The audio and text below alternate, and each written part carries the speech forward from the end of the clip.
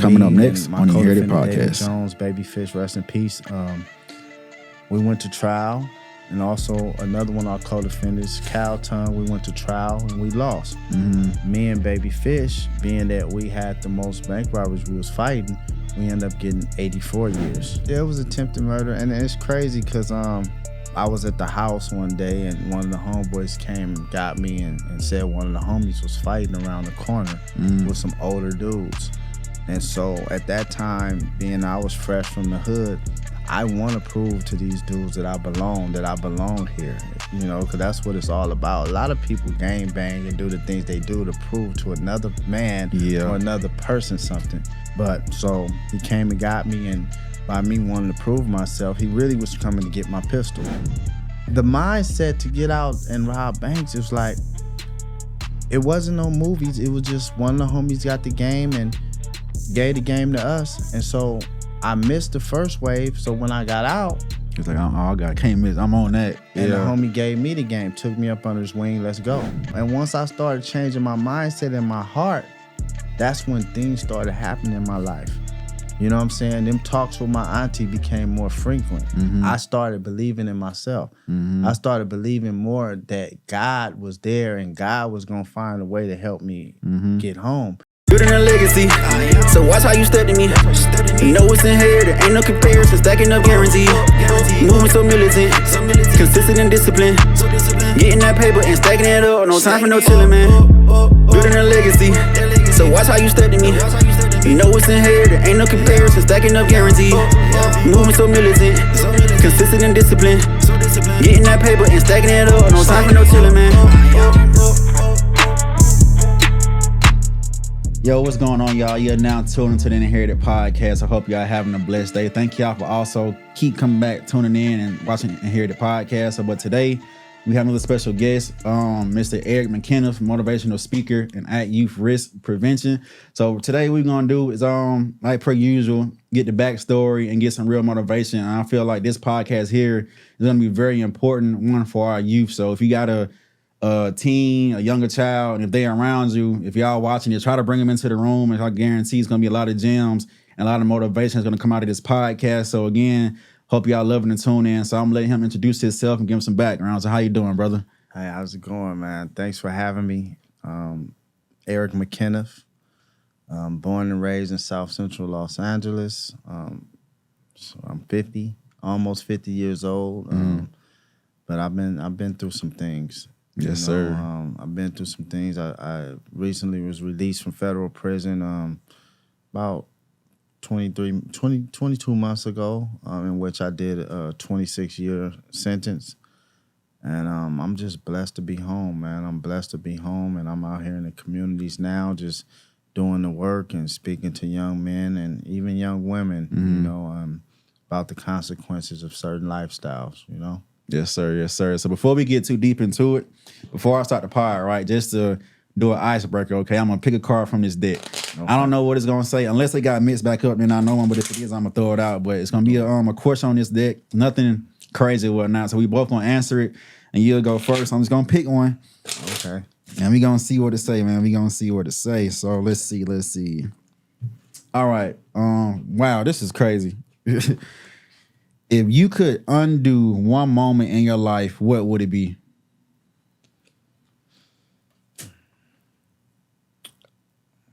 That's a tough Probably one. the day in which I started gang banging. If I can do that all over again, I would. And because, you know, a lot of us when we're young, we have the talent within us. We just don't tap into it. Facts. You know, and I used to love baseball. That was my first sport. And I always tell people, had I not started gang banging, I probably went to the major leagues. That's how good I was. Damn. Yeah. Jeez. Okay. For myself, let's see. If I could undo one moment in my life, what would it be? That's still kind of hard to answer. Of course, it's like you don't want to live with any regrets because everything we do set us up to where we are now today. So, but if I just had to choose, it'll probably be, and it may sound crazy, but probably going to college right after high school, knowing that it wasn't for me. But again, me going there, able to meet great people, built great relationships, but just knowing the fact that I was never a person of wanting to do school and stuff. It's not high school. I guess I got past it, but it was just, that just wasn't where I was at mentally at the time. But of course, growing up in the household, usually that's the usual path.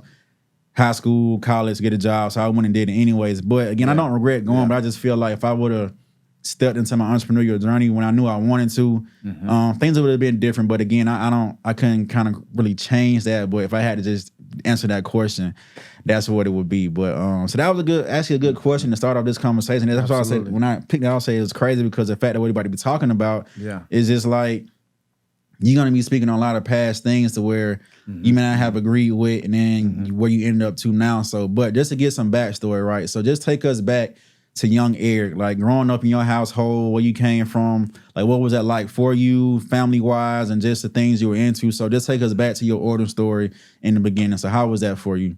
Yeah, well, I grew up in a single-parent household. My mother raised me, and, you know, my father, he was in the military, so he wasn't around a lot, and he had already established a whole new family by the time I was born. And so my mother pretty much raised me in the Jordan projects in Los Angeles, Watts, California. And you know, as a young adolescent, I was pretty much, you know, I was a mama's boy and spoiled to death because I was the only child, still the only child. You know, and so my upbringing, it wasn't as bad as the normal child who's growing up with, you know, 3 or 4 siblings in the house and they got to fight for shoes and food and all of that stuff. I'm not going to say it was all bad like that. However, you know, growing up in that environment, especially in Watts, California, you're exposed to some things and you see a lot of things going around in the projects, you know. But once again, I was privileged to where, being that I was the only child, my mother provided me almost everything that I wanted until I got old enough to want bigger and better things. You know what I'm saying? But childhood, like I say, I played baseball. You know, I was good at it as a young man, and, you know, it was really the ordinary, you know, upbringing, so to speak, you know. But until I started becoming infatuated by the streets, that's when everything started changing from normal to, you know, abnormal behavior, you know? So once, what age were you when you really started, or how they say, jump off the porch, right? So when did you really start seeing, okay, this stuff is going on around me, my environment? We all love to say, sometimes we are a product of our environment. And some people may agree and some may disagree, but I'm the one who agree, right? Just for me growing up, it was just, I had the opposite. I had both parents in the house, but it was like, not saying Pops was missing, but we was growing up in such of a way that we had to try to survive. It was just not the ordinary, you have both parents and it's just that wholesome household. It was just all my siblings. I have 3 siblings, right? Everybody was out trying to get it and do what they were doing. So with me being the youngest, the baby, me going outside, that was I never wanted to be inside of the house. And because of that, I got exposed as well to some of the things, gang banging and seeing about all the drugs and this and that. So because I was never inside, it was just my environment where I was at. It heavily influenced me to do certain things that I probably either knew I shouldn't have done, or if I didn't have to go through some kind of struggle, I probably wouldn't have ended up doing. But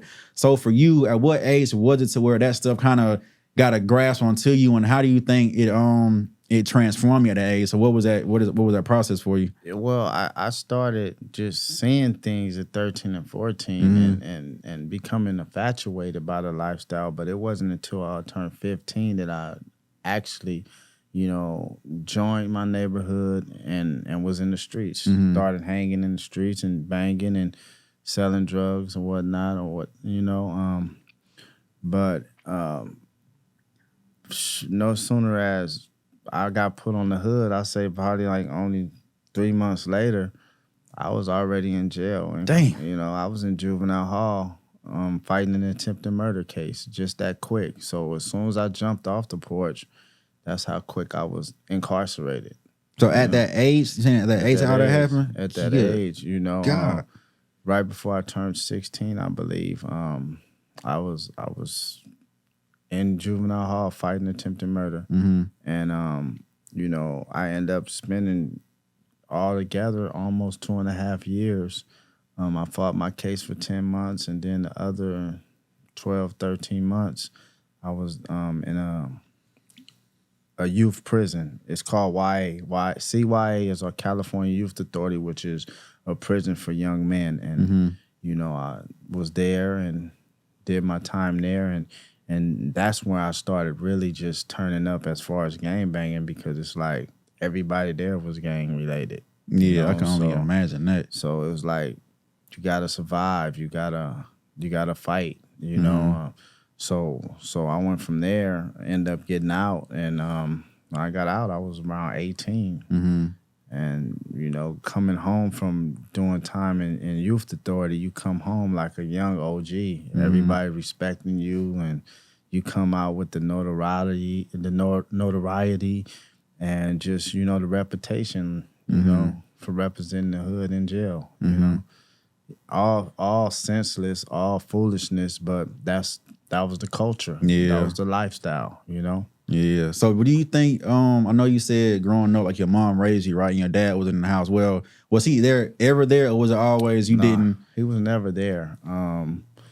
I spent time with him at his home occasionally, but I was supported by the military. The military gave me a check every month, you know, so that's really...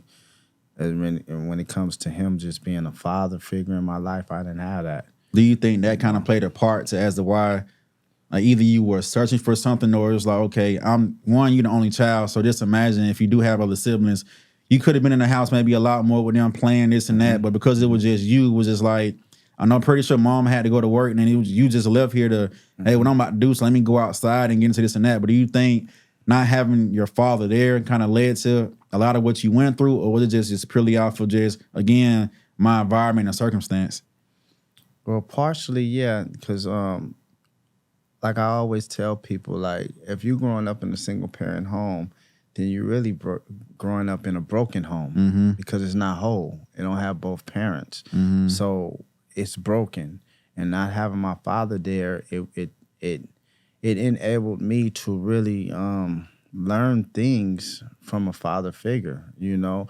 Now, in regards to siblings, not having siblings is the excuse that I use to get in the streets and make the homies my siblings. You know what I'm saying? So that was the excuse I used. Like, I ain't got no brothers and sisters. I'm bored. I'm going outside. And then I started hanging with other guys in the neighborhood who were affiliated. You know what I'm saying? At first, I was affiliated by association, and then I became just, you know, a product of that environment. You know what I'm saying? Representing that neighborhood, you know? So, yeah, so not having a father in your household definitely puts you at a disadvantage out the gate, in my opinion. So, I know you say you was fighting a murder case at that age. Are you able to talk about what happened? Just to give as much backstory as you can? Yeah, it was attempted murder. And it's crazy because I did a podcast with one of my homeboys about a month ago, and we was talking about an individual, and I told him to give him my number. And when he called me, he reminded me that case was about him.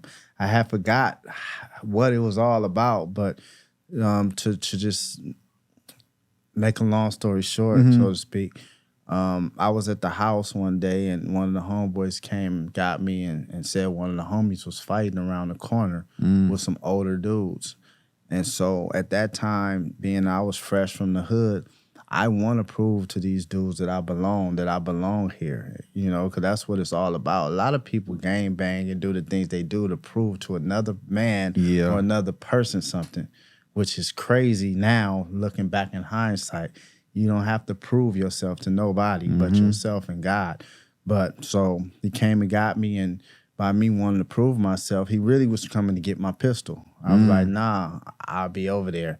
So I jumped on my beach cruiser and rode over there. For those who know what a beach cruiser is, it's a bike. Yeah, I had one growing up. Yes, for sure. Jumped on my bike, went over there, and you know, I engaged the guys, and you know, one thing led to another, and I started firing rounds, and I chased them in the house, still firing rounds.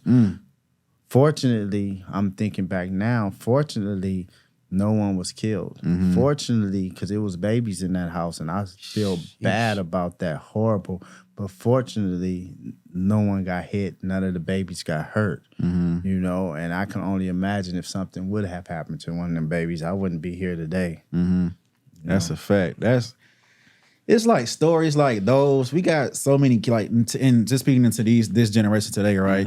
And again, I love listening to music and etc. But of course, at our age, we're mentally tough enough and mentally sane to know to separate entertainment from reality, Absolutely. right? Absolutely. But the youth today, it's as if they don't fear any consequences, but they're so quick to, like, for instance, what you just said you did to them.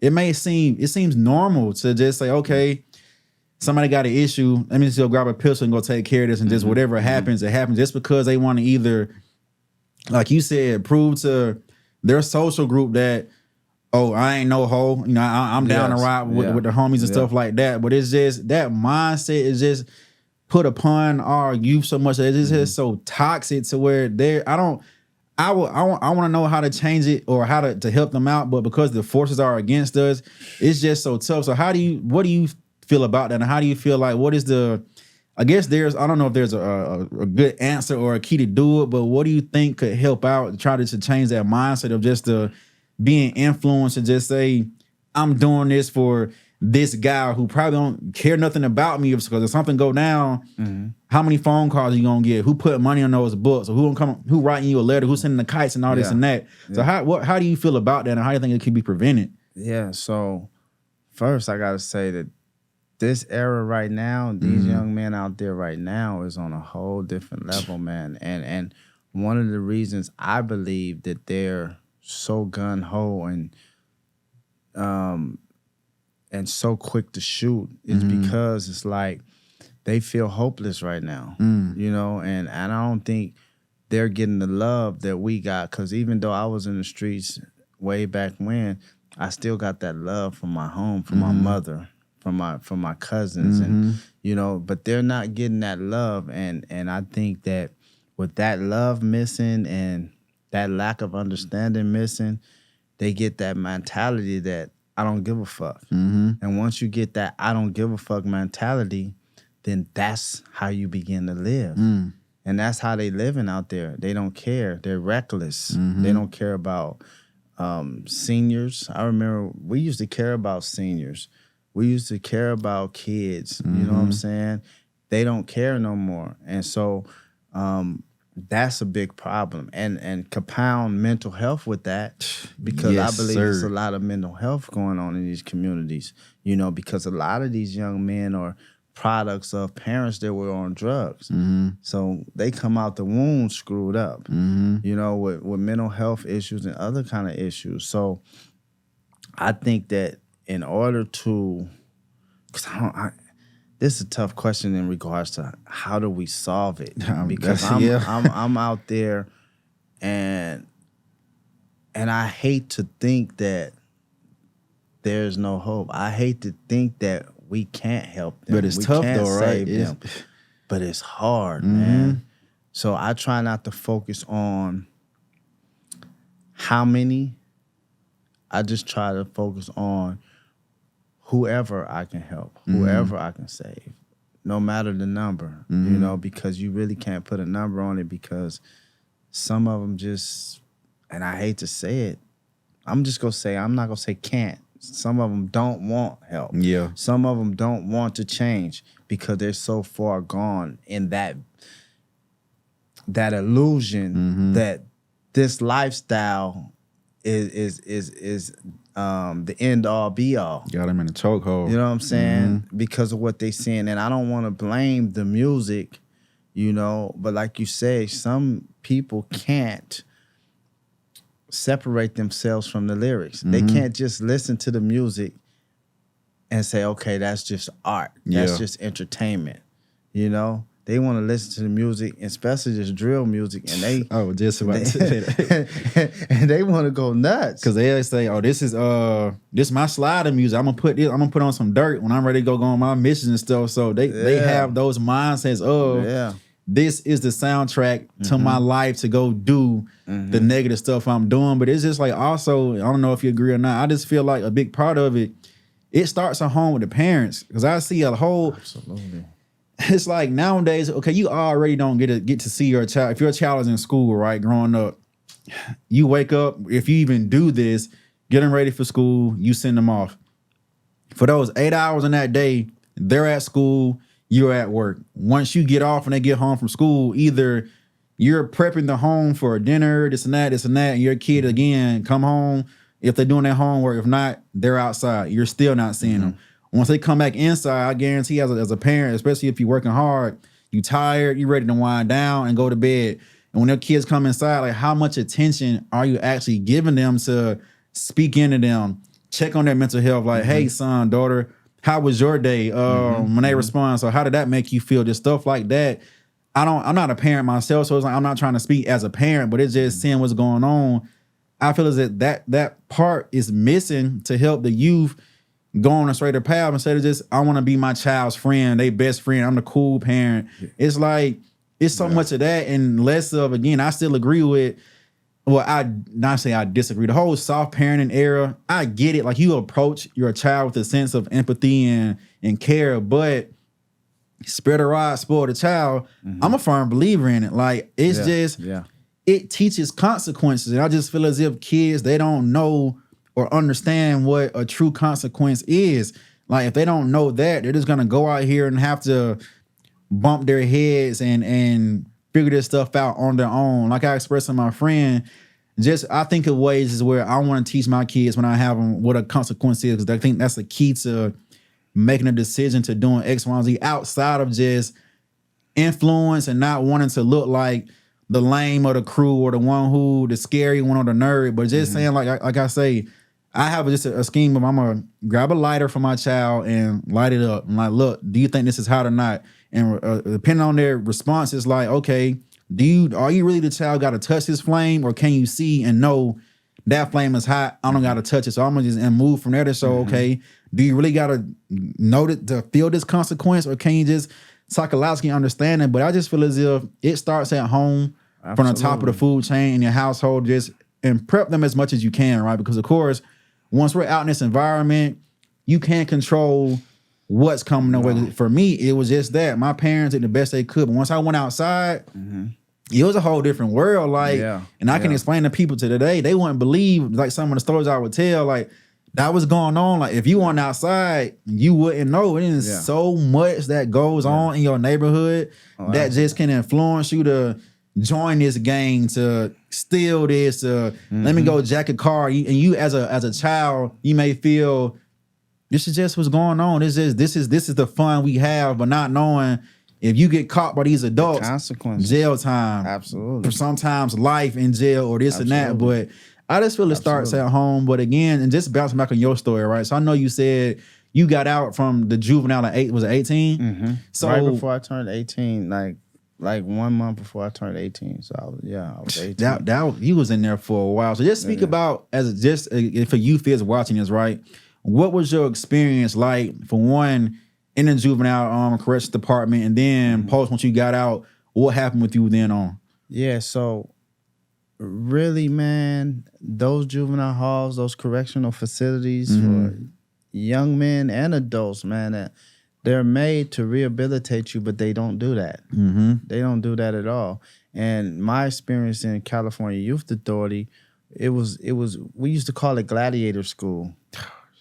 You know, so you go there, you fight, you represent your neighborhood, and you come out just a harder gang member. You know what I'm saying? And that's the sad part, because we got to start catching these young men in these juvenile facilities.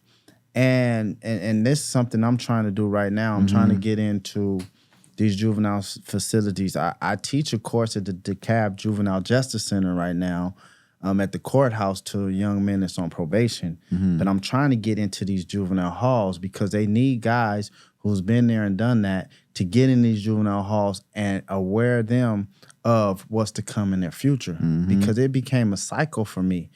Because soon as I got out of juvenile hall, within 3 months, I was in state prison. And the catch-22 to that was when I was in the juvenile system, I was going to adult court. That's where I was tried as in an adult court. So when I took my 3-year deal in adult court, they allowed me to do my time in juvenile facility. But at that same time, when I was sentenced, they gave me a state number along with my juvenile number. I never knew that until I violated. They were already preparing my future. They already knew that they had me, and it won't be long before I'll be in state prison. So they gave me both numbers that day that I got sentenced. And I didn't know that until I violated my juvenile parole, and they sent me straight to the penitentiary. Jesus Christ, the system is so jacked up. And the part that you said about was being impactful was the government built all these facilities, right, to rehabilitate. But everybody's story is just, there is just zero rehabilitation. It's just, and that's a way you can just understand this fact that it's all about that money. It's about, again, getting people inside of that cycle, because it's just, if you really want to see somebody do good, you can rehabilitate them. And again, I was in the military, right? And and when I went there, it changed me so much as far as learning that discipline, consistency, just that knowing, well, doubling down on what's right and from what's wrong. So and what the principles they stood on is, it works, but you just want to, you have to want to be able to want it to work. But in a juvenile hall in the prison, it just seems as if it's just just like you say, the gladiator school or a nursery or a daycare until, all right, we'll see y'all next year when y'all come back and this and that. And it just sucks the fact that nobody cares to really rehabilitate these people, because people can change, but they just need the guidance, the influence, and the right courage to help them change. Again, even though it may be not saying far off, but I think about it all the time. I would love to start a prison, but to actually have it, you come in here, you're going to get help. Just, I get it. It may be state funding, this and that, but the metal beds, the one mattress, the dirty environments, what do you think is going to happen to a human being locked inside of those cages for all these years in that environment? So why not just, whether it's a level 1 or 2, give them a comfortable bed to sleep in, give them good food to eat, like actually letting them know I care about you and I want you to come out of here healed. Whether you come back or not, at least you know it's like, I experienced some kind of healing, I experienced some kind of change in this place. But it just baffles me to just know these state penitentiaries, they do not care. And you know the crazy thing about it, not to cut you off, no, you good, like, and in reality, a lot of, and I'm about to really just say something. Go ahead, people man. probably not even, they're gonna be like, you crazy after all that time you did, you said that. But when we're out there, because just look, be honest, we out there living like savages.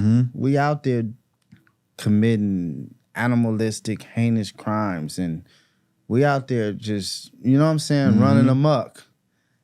So therefore, when they lock us up, they put us in a cage, thin mattresses, you know, all that, really treating us like the animals that we were behaving as. You know what I'm saying? Now, is it right? No, it's not right. But one thing I definitely agree with you on is that they need to implement programs that's really going to rehabilitate us. You know what I'm saying? Because if you want to break us from our animalistic ways or whatnot, you don't treat us like an animal, right? Because we're going to come out more aggressive. And a bigger one. Because of how you guys then caged us in. It's only a few men that come out of prison. Well, I'm going to say more than a few, but compared to the numbers, it's just a few of us that come out here and change our lives because we wanted to change. Not because the system changed us, not because they rehabilitated us. We rehabilitated ourselves. You know what I'm saying? We changed ourselves. So no, it ain't no rehabilitation in these systems, in these prisons. We got to want to help and we want to change ourselves. You know what I'm saying? And for family members that's in society and got loved ones that's locked up, you all could be a part of that change. Yep. You know what I'm saying? My auntie was a great part of my change because she continued to believe in me. I originally had 84 years when I went to the feds. I know we didn't even talk about that you're going to yet. get to that. Yes. You know what I'm saying? But my auntie was that person that constantly and continued to believe in me and help me believe in myself. Believe that it wasn't over, that I can, still accomplish things in life. You know what I'm saying? So family members definitely gonna have to love on their loved ones when they're in prison. Because a lot of family members be like, man, I ain't got time. I told him when he was, out there running them streets. But even if it's just a letter, even if it's just accepting a phone call, because when you don't do that, you harden their hearts. You harden that heart and they become institutionalized.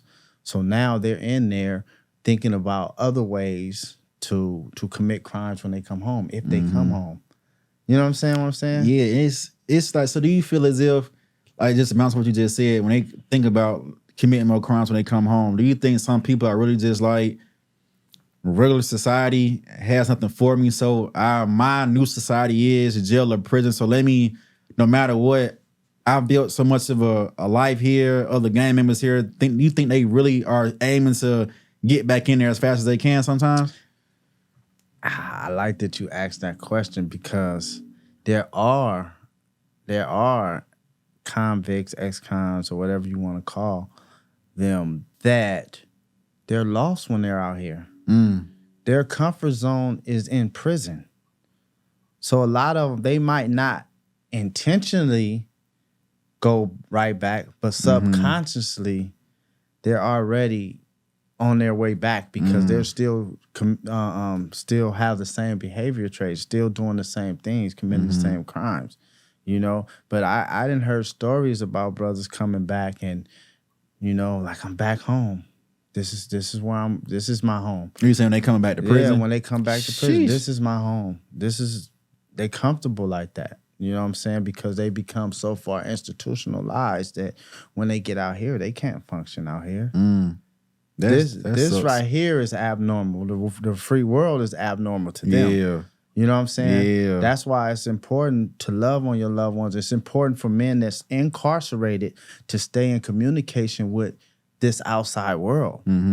That's the only reason why I survived, and I'm able to be here on your podcast with you and talk to you and have a sane mind in doing so. You know what I'm saying? Because I continued to tap into the free world when I was in prison. I didn't become institutionalized. I didn't become hard at heart. You know what I'm saying? And I continue to read and I continue to grow mentally, spiritually. You know what I'm saying? And that's what it's about. Yeah, that's a key part. And that's that growth part, man. It's like, again, if you don't have that support, it's all about that will you have inside of you to just something snap and say, hey, man, this ain't it. But it's very hard to purge that out of you when you just don't have the resources and support, like you said. So what was your support system like going through your juvenile stage and prior to you going back in at 18? So was it just your aunt, or you had multiple avenues? During that course, it was just my mother. My mother when I was in juvenile. And then, of course, I had a few friends that would write me from time to time. I've always had people in my life. You know what I'm saying? Because like I said, I went from juvenile to state prison. I had people in my life in state prison. I did 18 months in state prison. And, but the thing about juvenile hall and state prison, I wasn't ready to change. I still had that mindset that I'm representing the hood. I'm finna get out here and gangbang. I'm finna get out here and be the man in the hood. You know what I'm saying? Even when I got out of state prison, the homeboys was passing and robbing banks. I'm like, I'm finna get out and I'm finna pass and I'm finna rob some banks. So I wasn't ready to change. My mindset was on doing wrong and how to get better at doing wrong instead of how to get better as a human being, as a man. You know what I'm saying? My priorities was all screwed up back then. That's what. So what do you think? like to have that you locked up, right? But to still have that mindset of when I get out, this is I see how I'm living in here, and I see it is I gotta quote unquote fight for my life every day or whatever. But what do you think made you just want to still not care about that and to get out and just say, hey, back to the usual, back to square one? Like, what was was it something missing? Was it just the lack of love? But because that's to the average person, right, who doesn't care about like mental stability or whatever, they may just feel as if, bro, that sounds crazy as hell. Like, why would you want to do that? But there's something behind it, whether we can figure it out or not. But for you, what do you think it was? So you just didn't give a damn and say, when I get out, I'm still on this type of I'm on this time right now. What do you think it was? You just took the words out of my mouth, though. It was insanity. It was crazy. Shit, man. It was crazy. Because when I look back, I asked myself sometimes, what were you thinking? Yeah. The hell were you thinking? You know what I'm saying? And I would probably say that the time that I received prior to going to the feds was really a slap on the wrist. To a person that's crazy, really, because 1-2 days is a lot of time. Like right now, I can't stand a day or two in prison. But the way our minds are programmed when we're in them environments, it's like 2 years, 5 years is not a lot of time. So you know what I'm saying? Even when I was in the feds, if you had anything under 20 years, that was love. Shit. That's the insanity of the mindset of people, of criminals. You understand what I'm saying? That's wild, bro. And the system has programmed us in a way to where when they giving us these 20s and these 10s, we're okay with that. Yeah. Compared to somebody getting, like you say, a 60 or 80. Yes, because they giving away hundreds of years now. Shit, man. And I'm going to tell you how much time that I had got in the feds originally. Yeah, so let's get to that, right? So after, when you got out at 18, you went back to prison. Is this when you got that time, or was this before that? I got 18 months in state prison. So what happened then that lands you back in prison for those 18 months? I violated my juvenile parole. Okay. I violated my juvenile parole. They gave me a straight year, got into the state prison, screwing up, messing up, and while you was in there? That year into 18 months. Okay. Yes, I got an additional 6 months from just, misbehaving and acting a damn fool. So when you got out after that, so what was life like there in between that gap before you went back again and got sentenced for the long period of time? Yeah, so like I said, when I was in state, I was calling home and the homies was passing and hitting banks and doing all kind of things, partying and, driving nice cars and, so I'm thinking like, I'm finna get out there and get that FOMO fear, missing out. I'm finna get out there, man. And then I already had my guy, he resting in peace now, my co-defendant, my best friend, David Jones. He already told me, like, when you get out, it's going down. So I was already ready to get out and pass. And within 2 weeks, I was passing. I was running up in shit. Sheesh.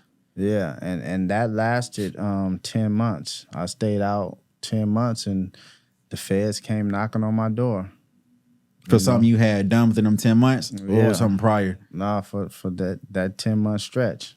And so you really didn't even get to experience just the freedom of being like 10 months. That's not a long time. Well, of course, as a child, a 10-month span, that's probably long as hell. But as an adult, just looking back, oh no, that ain't no time at all. No. And then especially come from staying out 2.5 months, almost 3 months from juvenile and going to state prison. Then getting out of state prison and staying out 10 months. It's like, that. Yeah. Again, that's insane, but the lifestyle that I chose caused me to get caught up into that cycle of going to prison. But that time, the Fed said, you know what, we finna lay you down. So what happened there? So if you can talk about that, what led them to pick you back up? Now, how did that sentencing go? and then express as far as the time you got. Because again, if somebody is listening, just listen to this story because it's, if you want to get caught up in this, I mean, so be it. But you got resources like Eric here to help prevent a lot of what y'all may be going through. So just express that and what happened. Absolutely. So, you know, still not changing my mindset. See, the mindset is everything. And if you don't change your mindset, then you continue to do the same things. And when you still continue doing the same things, the same behaviors, the same results, you're going to get the same results. So not changing my mindset, I end up getting out there, gang banging, but then I added bank robbery to my repertoire. And I started passing and robbing banks. And eventually, whenever you're doing anything wrong, it's gonna come back to you. I thought I was slick as oil. I thought because I wasn't getting caught in the act of anything that I was good, you know. However, they came knocking on my door because eventually, and this is what a lot of people don't realize, eventually somebody gonna tell on you. Yeah. And in this day of time, they got cameras everywhere, so there's nothing you can do that they don't know about. And if they ain't came and got you yet, that's just because they ain't trying to get you yet. They building that case. They building that case. That's what they failed to realize. And that's what the feds did with us. They tried to build the case and they tried to get us in the act, but they never could catch us in the act. So they end up coming to get us, you know. And me and my co-defendant, David Jones, Babyfish, rest in peace, we went to trial. And also another one of our co-defendants, Cal Tongue, we went to trial and we lost. Me and Baby Fish, being that we had the most bank robberies we was fighting, we ended up getting 84 years. My other homeboy, Cal Tongue, he ended up getting 10 or 12, but he only got found guilty of one robbery. You know what I'm saying? So, you know, they laid us down, man. I was just before I turned 22 when the feds locked me up. Young. And David was just before he turned 21, I believe. So we was both young. And the crazy thing about it is I had already been in prison. I had already been in youth authority. But David had never done any time, and they still gave him 84 years. God. And we didn't even kill nobody. But at the time we got sentenced, they sentenced us to 65 years on gun charges, which is called 924Cs, where you get 5 years for the first one and then 20. So they stacked the gun charges on us, and in 95 they can do that. So we got 65 years just for having a firearm in the commission of a crime. Then 14 years for the actual bank robberies, and then 5 years for conspiracy. So they enhanced us for the firearms, gave us more time than the actual bank robberies. It's just so wild how the system, even though, like, okay, y'all did what y'all did, and of course, those consequences are coming, but it's just how they throwing out these calendars and stuff at people. Like, I got a friend I grew up with, right? He was in the wrong place at the wrong time. And they would think they were the guy he was with. They were on like carjacking somebody, but of course they had a gun on them. Nobody got hurt. Nobody got killed. None of that. It was I can't just play it off as a simple, but it was a car robbery, a carjacking. But he got sentenced to 35 years, and he was just there to do it. And it's just seeming like you can kill somebody and sometimes get less time than that. Yes. And I don't understand it as far as how the system is made up and how it works to just say, hey, he's a cold-blooded murderer. Let's just give him 5 to 10 or whatever. But these guys here, they were just committing crimes, but giving out 85 years. So before that, so just back to the bank robberies, right? How did you get into, of course, outside of the gang life and the banging, that mindset of, let's go rob a bank? What prompted that, and what, like, do you because people watch movies and get inspired and want to live that life. You had to plan for it, make a scheme, this and that, or y'all just like, and we on a mission, we on go, let's hit this bank. So what is that mindset to want to go do that, and how did it work out? And you know what's crazy? It wasn't even movies that made us get into robbing banks. You know, I remember right before I went to state prison, I had got word that one of the homies had passed, and he was like, "Look, I got a new wave, and you know we gonna start passing on these banks." Somebody gave him the game, and so I was supposed to go out with them on a Monday, but I ended up catching my violation on the Friday. Damn. So I wasn't able to go out. But the crazy thing about it is, so I'm very spiritual. I believe in God. Saying yes, sir. And even though my relationship back then wasn't strong with God, but God was always speaking to me or doing things to prevent me from really getting in the trouble that I got in. But I didn't listen. When God gave me that violation in state prison, he was telling me then, stay away from that. Because I was supposed to go out that Monday. I got locked up that Friday. So I didn't listen. Yeah. I got out, started robbing banks, and got banged out 84 years. But he was telling me, the whole but I time. didn't even listen. Yeah. You know what I'm saying? So the mindset to get out and rob banks, it was like, it wasn't no movies. It was just one of the homies got the game and gave the game to us. And so I missed the first wave. So when I got out, It's like, I can't miss. I'm on that. and the homie gave me the game, took me up under his wing, let's go. You know what I'm saying? And we started passing. And a lot of people say that's crazy, and it is crazy. That's why we got all that time, really, because they letting us know, like, okay, you got the audacity Yeah. to run up in our shit. Yeah. That shit's wild. Here, hold this, take this. You know what I'm saying? Because it's not normal. Yeah. The behaviors those behaviors are not normal. That mindset is not normal. It's insane. And we want to complain when they bang us out, but if the tables was turned, what would you do? Yeah. Yeah. Because you are a threat.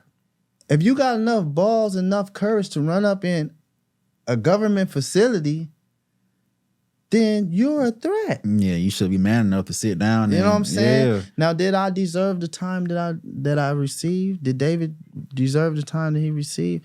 No, we didn't. You know what I'm saying?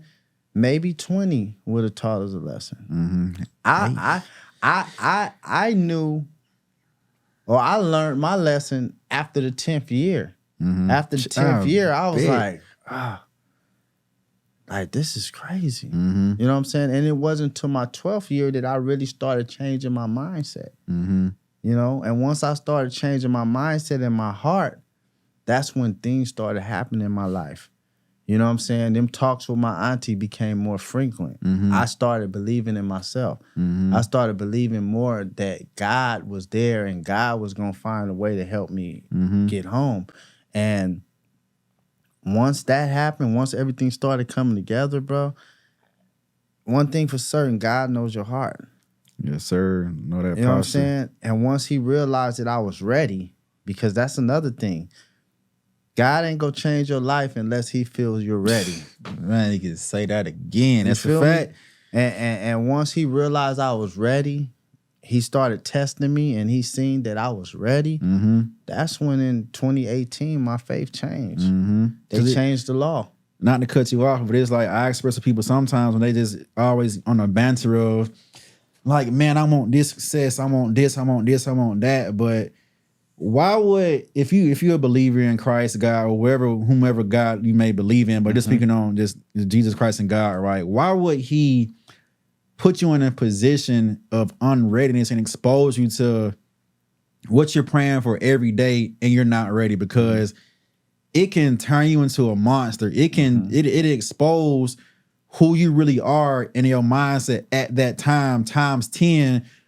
Excuse me, once you reach this level of quote unquote success or financial success. So why would he do that to you, knowing he's a loving God, you're his child? Why would he put you in that position? So just knowing the fact that he's not gonna give it to you until you're ready. It's not that he don't think you deserve it or you're not worthy of it. As a people, we gotta really just sit down and evaluate ourselves and understand, like, am I really ready for what I'm praying for? I want 1 million, but how am I stored in this 1,000? How am I stored in 500? But I'm praying for all this major change and this and that. But just sit down and self-reflect, like, if I woke up tomorrow and I got everything I'm asking for, will I fly like a bird or will I fold? So it's just that preparedness and that readiness. What you said about that, it's the truth, man. You just gotta sit down and reevaluate, but still keep that faith and keep praying. But God knows what he's doing. It may take time, but he knows what he's doing, man. Absolutely. It's wild. And you got to be honest with yourself too. Yes. Man. You got to be honest. You can be mad all you want, but if you're honest with yourself, then you really can't be mad. You understand what I'm saying? Because you know, and I know I wasn't ready when I wanted to get out. You know, because if I would have got out 10 years prior, I probably went back to the hood. Yeah. And been the man in the hood. After doing what? It would have been 14, 15 years at that time. Yeah. You the man. Yeah, you done got that repertoire and everything right then. I done went to the hood, probably ended up getting smoked, or probably been back in prison. I wasn't ready. So fast forward to 2021 or 2018 when the laws changed, I was ready. I was ready. And the crazy thing about it is, so they changed the 924C statute within that First Step Act that Van Jones and a few other groups came together. They was fighting for the crack law at first. Donald Trump ended up signing off on it.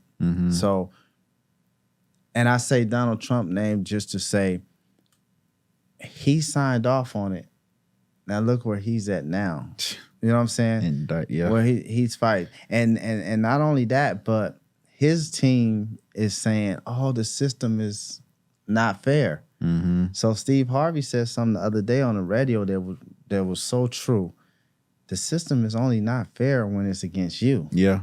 But we've been telling y'all the system has been unfair. You know what I'm saying? But so when he signed off on the First Step Act, that changed my fate. That ended up getting my sentence reduced from 84 years to 30 years. And you do like roughly like 26 off of that. You know what I'm saying? Because it's all about percentage. Yeah. So, you know, but that was the right timing. Because now I come home and I don't go back to the hood. I come here to Atlanta, Georgia. You know what I'm saying? Because my mindset changed. My heart changed. You know what I'm saying? Yeah.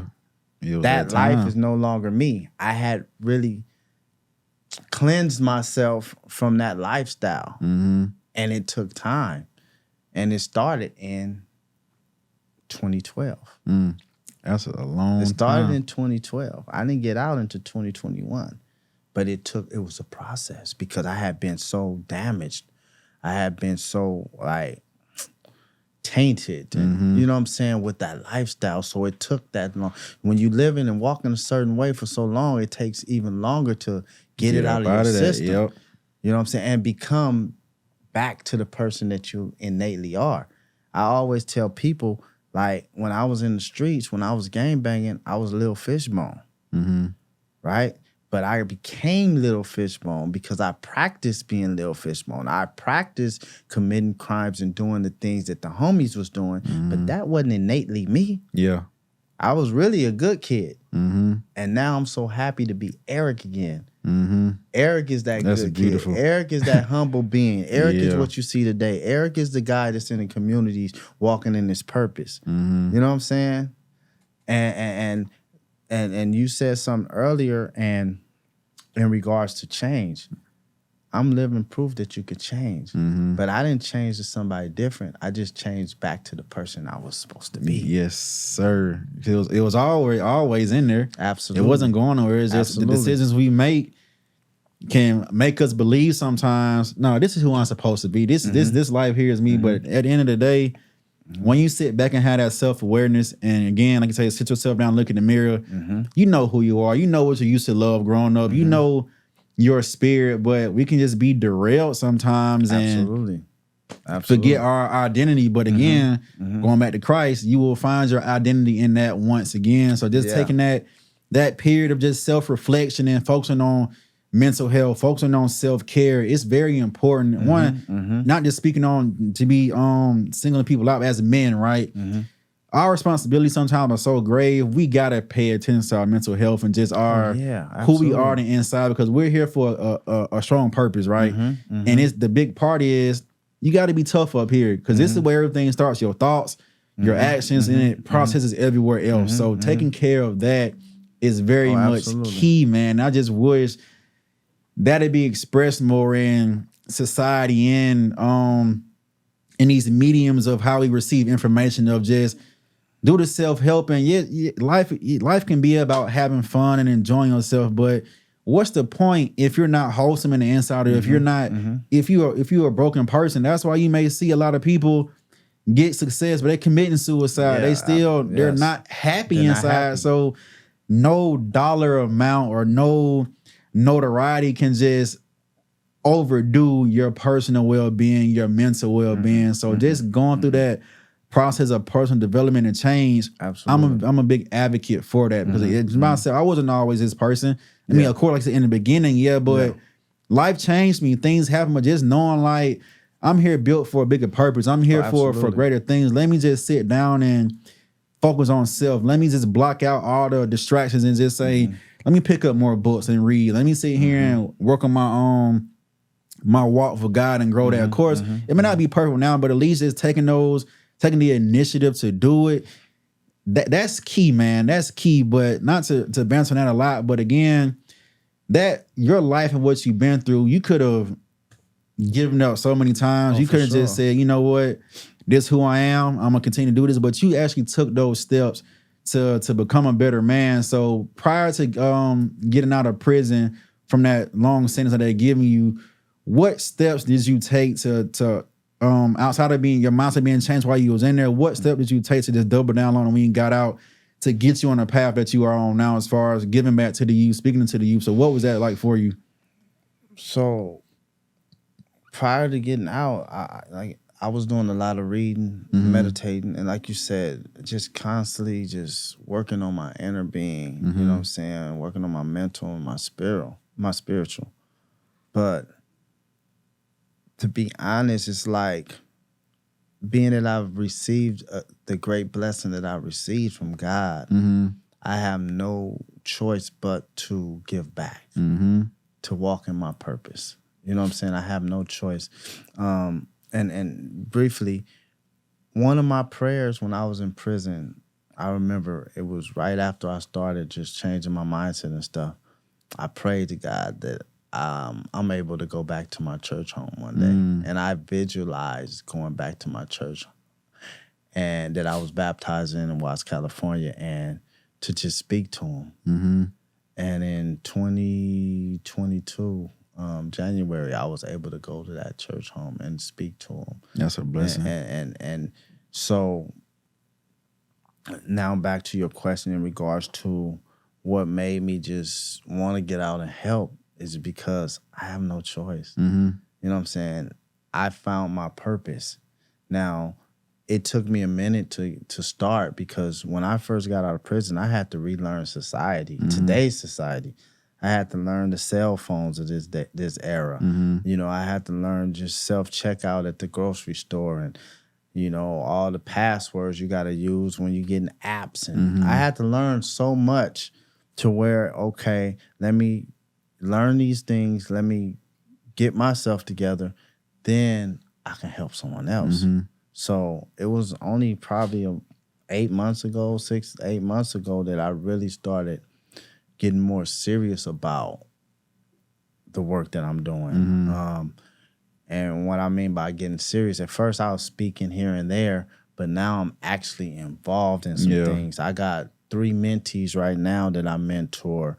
I'm teaching a course at the DeKalb Juvenile Justice Center on anger management to young men that's on probation. I'm working on my own curriculum. I've been presented with an opportunity to bring forth my own curriculum at the DeKalb Juvenile Justice Center, as well as Fulton County. You know, so I'm working on that right now. Just really just being there to speak to them, to teach them as much as I can. So yeah, to answer your question again, I just didn't have no choice. When God gives you a purpose, then you gotta walk in it. You gotta walk in it. You know, and he's been blessing me though. Since I started walking in my purpose, he's been blessing me with different opportunities. Look how I'm blessed to be on your podcast, and we didn't know each other at all, but God worked through other people that we know to Yep. bring us together because of the purpose, because of our hearts and what we're trying to do in regards to the at-risk youth. Or I don't even like calling them at-risk youth. They youth with promise. Yeah. Because all of them have promise. It's just about men like us bringing it out of them, you know, just sparking something within them to turn it around and you know, start living and going after their dreams and their goals, giving them new hope and new vision.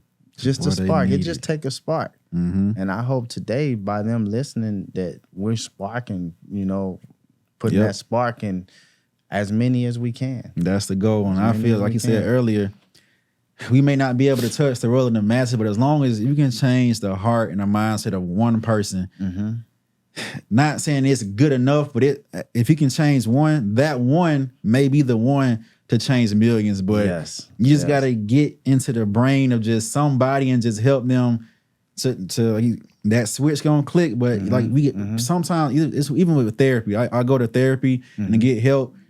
Just hearing somebody speak into you and ask you certain questions, that's what you need sometimes, because you may not be in a mental state of saying, I can conjure up these ideas or change, but somebody asking you that one thing and just boom, like, oh man, that's true. And from there, it's off to the races for change, man. But again, that's the whole purpose of course, like with this podcast, right? So with Inherited, I'm building upon legacy, inheritance, consistency, and discipline, right? And I just feel like we are all here for a purpose, and whatever we're doing is bigger than us. Like we have to leave behind something to the youth and the future generations to help them change. Like the whole getting out of mud narrative is, I mean, yeah, it sounds cool, but let's kind of change that and just allow them to have a foundation to build off of. We're starting from zero, generation after generation after generation. It doesn't help us at all to do that. So let's leave behind the mindset of build something for your kids.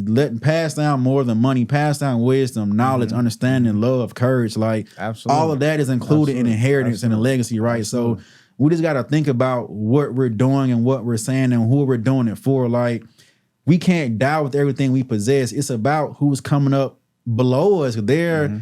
The world gonna keep, once we gone, this thing gonna keep going. Oh, absolutely. It's gonna keep going. So we gotta just play our role and be responsible in doing that for the youth. But before we do get up out of here, right? Again, a kid, a young man, a young female even may be watching. So, and not to just step back, but I like for you to just to leave them with the word of motivation and wisdom. But just I want them to get the real truth and the real grit, and so maybe they can see and open up. So can you just explain to them before you give them the advice? What was prison like? What is it really like in there? So they cannot just think this is just, I'll be cool. So just and talk to them, just explain to them what it's like. And after that, just get somebody an encouraging word to help try to prevent them from going and ruining their life. I'm gonna tell you firsthand, like prison is nowhere you want to go. You know, yeah, you see it glamorized, you see the people, you know, getting out of prison and representing that false, like, you know, sense of notoriety, or you got stripes because you've been to the pen, but they don't really tell you the real on what goes on in prison. It's by the grace of God that I survived prison, but I lost a very close friend of mine who went to prison with me, David Jones, Baby Fish.